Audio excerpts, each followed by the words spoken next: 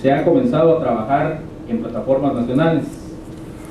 Podemos conocer varios ejemplos en nuestros países, pero que principalmente se han enfocado en la prevención de la violencia juvenil. Pero alguna alusión al trabajo de los modelos en cada país.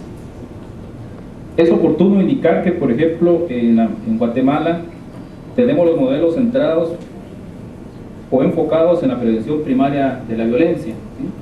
La mayoría de proyectos y propuestas de sociedad civil se enfocan, por lo menos en el planteamiento, en trabajar la prevención social primaria. En segundo lugar, encontramos también modelos enfocados en seguridad preventiva. Hay muchas organizaciones especializadas en seguridad que ven el tema de prevención, pero lo plantean desde la seguridad preventiva. Aparte, encontramos que la mayoría de modelos de prevención de la violencia están enfocados en derechos humanos y en la prevención de la violencia juvenil. Es oportuno rescatar en Guatemala los modelos de organizaciones comunitarias enfocados en la transformación de conflictos. Sin embargo, es oportuno plantear una autocrítica en el sentido de que existe escasa corresponsabilidad de los modelos de sociedad civil en Guatemala en el trabajo con el Estado. En el caso de El Salvador, vemos los modelos centrados en la prevención primaria de la violencia también, en derechos humanos y en lo sociocultural. Modelos enfocados en la corresponsabilidad en sociedad civil, municipio y Estado. Acá vemos que se ha avanzado bastante en la acogida que se ha dado a los modelos de sociedad civil para un trabajo en corresponsabilidad o en coordinación con el poder local. Y algo muy importante que vemos como un avance es que el modelo policial se plantea, por lo menos ahí sí que valga la redundancia en el planteamiento, como colaborador del rol de sociedad civil en los consejos de prevención de la violencia, ¿sí? Eso es un tema muy importante, ya que también pues se le da claridad al trabajo policial que se asigna al trabajo de prevención del delito y que tiene el rol también de ser colaborador de toda la institucionalidad de prevención de la violencia. En el caso de Honduras, también un poco la línea de modelos centrados en la prevención primaria de la violencia, modelos de sociedad civil enfocados también en derechos humanos y la violencia juvenil, y tal vez con un mayor grado, por el contexto que vive actualmente la sociedad hondureña, la escasa posibilidad de corresponsabilidad con el Estado, no así con las municipalidades. En el tema, ya para ir finalizando, las lecciones aprendidas es que todavía nos hace falta superar planteamientos de los modelos de prevención de sociedad civil con base en la reacción. También la necesidad, y algo muy importante, ya lo decía el colega chileno, el tema de la pedagogización de la prevención desde las políticas educativas. Creo que es un tema fundamental. Finalmente, es importante indicar que existe un impacto positivo de los modelos de sociedad civil en la participación ciudadana en la prevención de la violencia. Lógicamente, que existan estos modelos donde la sociedad civil pueda hacer propuesta, pueda hacer investigación e incidencia, permiten una mayor participación. Reconocer también, y eso es muy importante, que seamos críticos, es que nosotros como organizaciones sociales organizadas no somos eternos y también no tenemos recursos propios. Tenemos una débil sostenibilidad de los modelos de esta sociedad civil organizada. A continuación quisiera presentar a la licenciada Carmen Camayo. Esta invitación, nuevamente estoy muy contenta de estar acá en compañía de compañeros y compañeras de CIPREVI, de toda el área centroamericana y personas que estoy conociendo entre ayer y hoy. La transnacionalización de las élites centroamericanas tiene una importancia fundamental para entender qué es lo que está pasando actualmente en Centroamérica. Hay corporaciones salvadoreñas, guatemaltecas y costarricenses, aunque están también hondureñas y nicaragüenses, expandiendo sus actividades en los diferentes países y se están mezclando con los capitales nacionales. Esto implica que estas élites van a controlar procesos productivos, pero también los medios de comunicación. En diferentes presentaciones se ha hablado de la importancia de los medios de comunicación al presentar la violencia o interpretaciones de la violencia. Y acá nos podemos explicar que en la medida en que las élites centroamericanas sean las que posean los medios de comunicación, pues nos van a dar una perspectiva posiblemente única sobre esta problemática. La integración con Estados Unidos mediante CAFTA, el Tratado de Libre Comercio, y el seguimiento de los dictados del Banco Mundial provocan que la política económica tendiente a hacer descansar la economía de los Estados-nación en las inversiones externas más que en la producción se ve en todos los países. ¿Qué significa esto? Que en realidad nos estamos convirtiendo en más dependientes y esta dependencia está desplazando cada vez más población. Y la privatización para mejorar la competitividad se ha convertido en una forma de incrementar lo que ha llamado Harvey la acumulación por desposesión, es decir, las élites se apoderan de los pocos recursos de los sectores más vulnerables, desplazándolos totalmente y haciendo que sean totalmente desposeídos. Los estados centroamericanos se construyen entonces a partir de democracias de baja intensidad, con estados fallidos en algunos casos. Tenemos la situación del golpe reciente en Honduras, que no se ha logrado recuperar de la situación tan terrible que se generó, y esto es una amenaza constante en todos los países. El aumento de la pobreza y la desigualdad. Quiero enfatizar en el tema de la desigualdad. No es solo la pobreza lo que genera el aumento en la criminalidad, sino también esa brecha tan amplia que se ha ido generando, en donde se acaban las políticas distributivas y se tiende a trabajar en programas que son focalizados de combate a la pobreza. Son políticas que entonces no son universales, no son para toda la población, se dirigen específicamente a grupos que no generan una posibilidad de salir de las situaciones de pobreza, sino de sostener en cierta medida la sobrevivencia. Las transferencias condicionadas, por ejemplo, han sido criticadas por diversos sectores y en particular los grupos feministas, porque generan tal vez más condiciones de desigualdad a nivel de género. La disminución de la capacidad del Estado para atender las emergencias por el deterioro y la no inversión en infraestructura genera mayor vulnerabilidad frente a desastres naturales, y esto desplaza más población, que también implica mayor pobreza, mayor desigualdad. Y el aumento, ante todo esto, de la conflictividad social, el rechazo y la resistencia de muchos sectores frente a estas políticas en diferentes ámbitos: los recursos naturales, la autonomía, y aquí hablamos de varias autonomías: la autonomía universitaria, las autonomías de los pueblos indígenas, de las libertades individuales y también las luchas por los derechos humanos. Sin embargo, esto usualmente es criminalizado, y hay un cuestionamiento de la democracia representativa frente a la democracia participativa. La limitación de las migraciones como medio de resolver la pobreza y la conflictividad social a partir de las políticas restrictivas migratorias a nivel de Europa y Estados Unidos, y que se está imponiendo también en todo el área centroamericana, en Colombia y en el aumento de la criminalidad organizada con una institucionalidad débil en todos los países, en la mayor parte de los países centroamericanos, en donde encontramos la corrupción estatal, la militarización del conflicto, tanto el tema de la securitización y todo este planteamiento del populismo punitivo que ya antes Juan se refirió, con el Plan Colombia, el Plan Mérida, e incluso un exministro de Seguridad de Costa Rica estaba pidiendo un plan similar para Centroamérica. con la criminalización de las protestas, como antes señalé, y la ruptura de las redes sociales.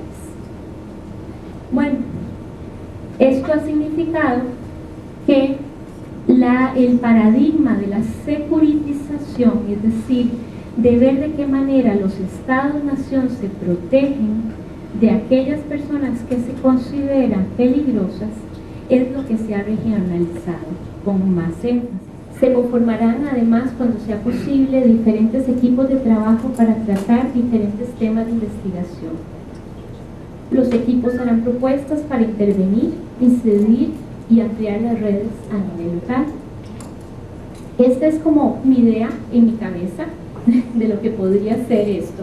Por ejemplo, si se estudia el estado de la cuestión y las propuestas de intervención e incidencia a nivel regional, habrían equipos en cada uno de los países, CIPREVI como ente coordinador, y estos equipos a su vez estarían incidiendo a nivel local con otros equipos que podrían dedicarse a tareas específicas.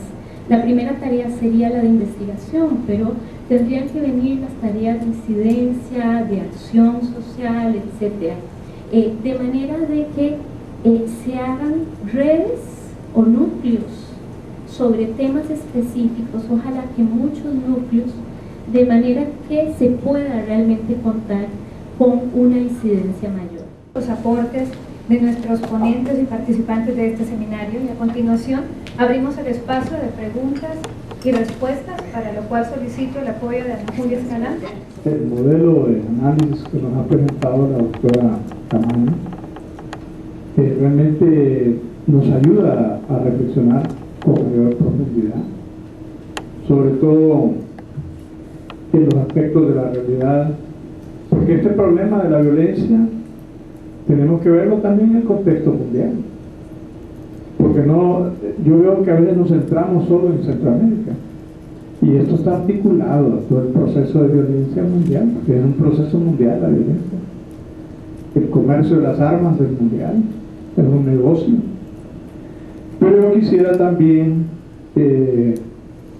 enfocarme un poco también en lo que se ha llamado el diálogo de saberes entre los pueblos y la ciencia, es decir, lo que algunos llaman la epistemología del sur. Es decir, nosotros tenemos que tomar en cuenta las reflexiones epistemológicas, la cosmovisión de los pueblos. No en vano la cosmovisión de los pueblos nos habla de la paz. También yo noto que, y este es un planteamiento que he venido haciendo desde hace muchos años, que hay una separación entre el planteamiento del ambiente, ¿verdad?, aunque se hable ecosistémicamente, y los derechos humanos. Si las mayores violaciones a los derechos humanos tienen que ver con los derechos de la madre tierra, es decir, casi toda la explotación de los recursos de nuestros pueblos, el desalojo violento, el papel de las multinacionales, de las mineras, de todas estas empresas, es precisamente el saqueo de nuestros recursos. Y entonces en realidad ahí tenemos un pequeño problema que tenemos que profundizar. Y saludo al doctor del IDH, porque sí plantea la seguridad humana, que eso es lo importante, defender los derechos de cada persona, los derechos humanos. Además, decir que hablaron sobre los medios de comunicación, pero ¿quién no sabe en todos los países en manos de quién están los medios de comunicación? No están en manos de los pobres. Sí, en este país existen algunas radios comunitarias que dan a conocer sus proyectos, y de esa forma se han venido desenvolviendo, pero también han estado un poco en peligro. Bueno, decir hasta ahí. Además, que el modelo que se nos presentó tal vez sea un modelo ideal. En Costa Rica, señores, no hay ejército. Entonces, ese dinero tal vez que ellos no usan en ese rubro, tal vez lo usan en educación, o que nos comenten qué tipo de violencia tienen ellos. No nos dijeron, es un modelo ideal que podría ser aplicado no sé dónde. Ahí está una diferencia real. Para no entrar mucho en la polémica, es bueno reconocer el tema de las agendas. Esas agendas de las que estamos hablando no son nuestras en el país centroamericano. Nos las han venido a imponer. Esas amenazas nuevas, el crimen organizado, el lavado de dinero, el terrorismo. Aquí no hay ninguna preocupación porque hay un avión en el mercado de San Salvador, ni mucho menos en el mercado popular del oriental en Nicaragua. Esos no son nuestros problemas del terrorismo. Aquí nos llama a la reflexión y nos obliga a preguntarnos por qué nos sacan los tanques, la arma, los ejércitos, los organismos de investigación de Estados Unidos a los barrios pobres y negros donde están los consumidores de drogas. ¿Por qué no lo sacan allá? Y nos dicen que tenemos que detenerlos nosotros aquí. Entonces yo creo que el análisis debe ser mucho más amplio, más allá del triángulo famoso del norte de Centroamérica. Efectivamente, nosotros estamos entre medio de dos grandes fenómenos, entre comillas los productores y entre comillas los consumidores. Entonces eso hace que Centroamérica se convierta en una masa, que aquellos con sus respuestas y esto con el comercio y el negocio nos están meciendo para sus lados que más les conviene. Entonces Centroamérica, además de ser tránsito de la droga, ya nos hemos convertido en prestadores de servicio del narcotráfico.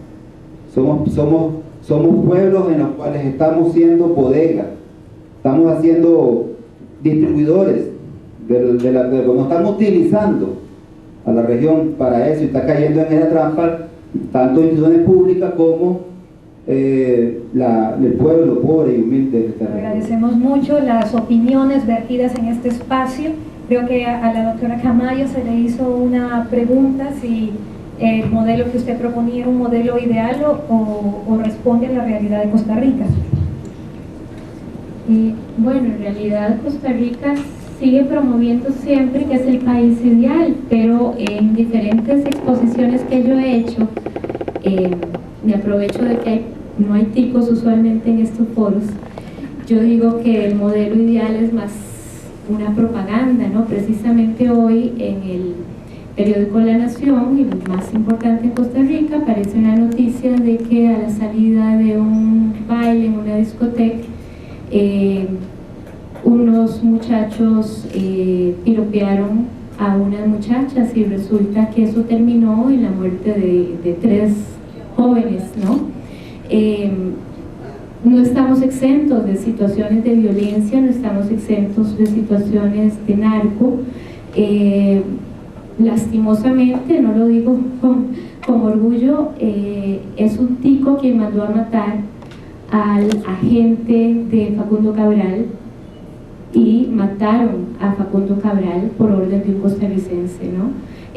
Lo que significa que Costa Rica es Centroamérica, es Colombia, es México, es toda Latinoamérica, ¿no? Estamos en la misma situación, somos parte de la región y vivimos los mismos problemas, aunque nos los disfrazan y muchos ticos les gusta disfrazarlos también.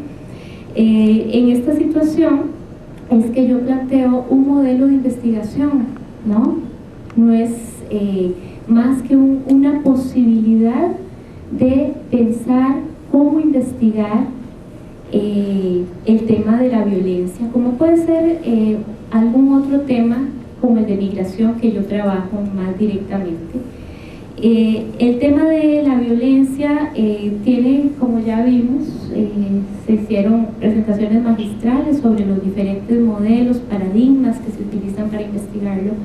Mi propuesta es volver a la base, volver a cómo son los procesos de acumulación que se dan en la zona centroamericana, cómo generan esos procesos de desplazamientos, generan pobres, generan ricos, riquísimos, generan situaciones de desigualdad, de inequidad, de exclusiones, violencia estructural, y esos son aspectos que en toda la región tendríamos que estudiar para poder entender cómo es que podemos nosotros intervenir frente a esa violencia y cómo podemos prevenir también con la participación de las poblaciones. Yo creo que aquí en los países centroamericanos hay una gran capacidad de organizaciones no gubernamentales que precisamente por el abandono de las instituciones estatales se han adelantado a trabajar sobre estos temas, y precisamente es pensando en esas organizaciones que ya existen